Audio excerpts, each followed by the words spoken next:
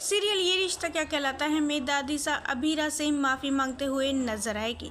दोस्तों, हम आपको बता दें कि अरमान दादीसा को समझाता है कि दादीसा, हम लोगों ने अबीरा के साथ काफ़ी गलत किया है। अबीरा ने हमारे घर के लिए, हमारे परिवार के लिए क्या क्या कुछ नहीं किया, और एक आप हो कि आपने झूठ बोलकर उसे घर से बाहर निकलवा दिया।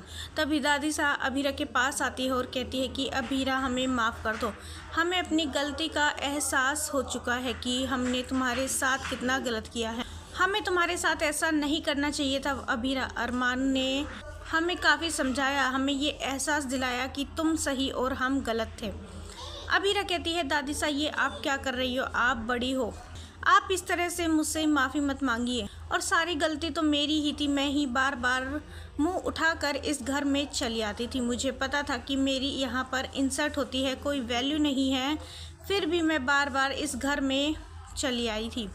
दादीसा कहती है, क्योंकि तुम इस घर को अपना घर मानती हो, क्योंकि इस घर के एक एक सदस्य को तुम अपना मानती हो, इसलिए बार बार बेइज्जत होने के बाद भी इस घर में चली आती हो।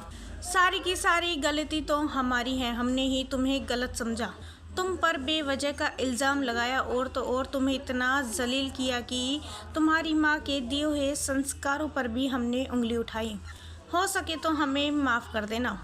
अरमान भी अबीरा से कहता है, अबीरा, अब तो दादीसा को भी अपनी गलती का एहसास हो चुका है, तो क्या तुम अब भी हमसे नाराज़ हो?